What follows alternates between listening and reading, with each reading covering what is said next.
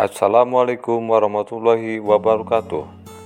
Salam dan bahagia Bapak Ibu Guru Penggerak.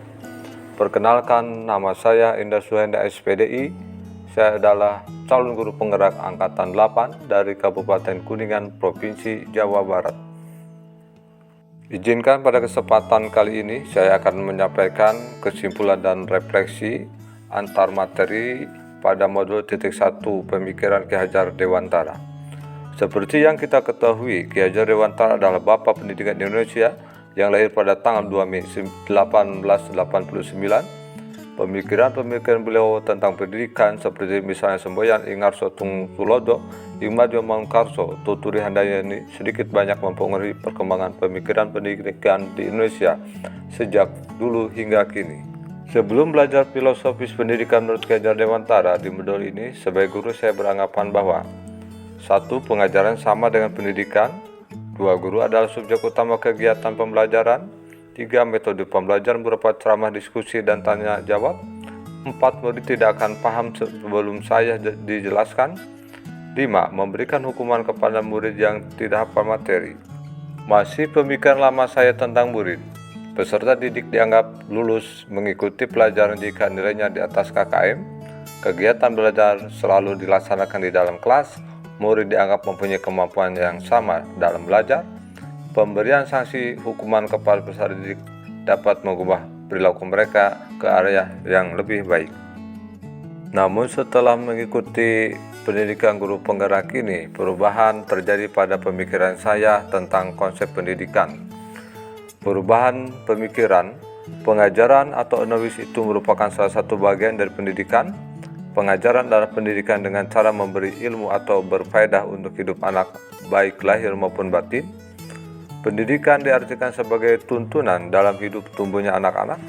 Pendidikan menuntun segala kodrat yang ada pada anak-anak agar mereka dapat mencapai keselamatan dan kebahagiaan yang setinggi-tingginya, baik sebagai manusia maupun sebagai anggota masyarakat. Pendidikan adalah salah satu hal penting yang wajib dilakukan baik di Indonesia maupun di luar negeri. Tujuan pendidikan menjadikan seseorang mempunyai kepribadian yang baik dan memiliki wawasan yang luas. Kemudian setiap anak mempunyai kecakapan yang berbeda.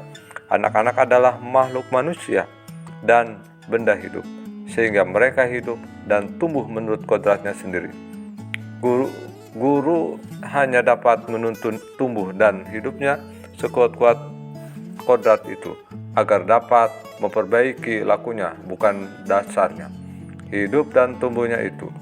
Guru ibarat petani dan anak-anak yang kita didik sebagai benih, menanam ilmu pengetahuan dan budi pekerti yang baik, merawatnya, memupuknya, menyayangi, agar tumbuh baik hingga masa panen nanti.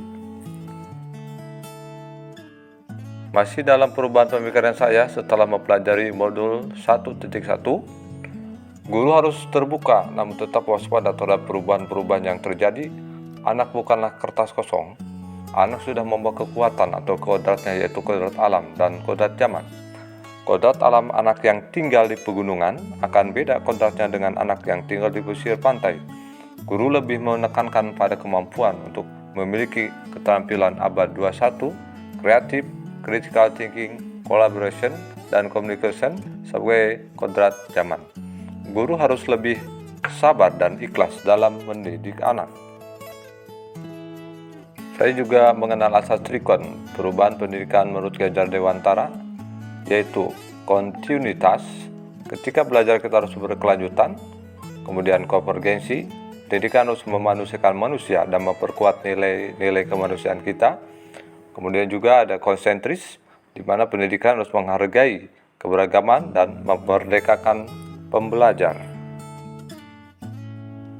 Yang saya dapat segera lakukan setelah mempelajari modul titik 1 ini, yang pertama mengubah mindset saya tentang anak-anak bukanlah selembar kertas kosong yang tidak atau belum tahu apa-apa.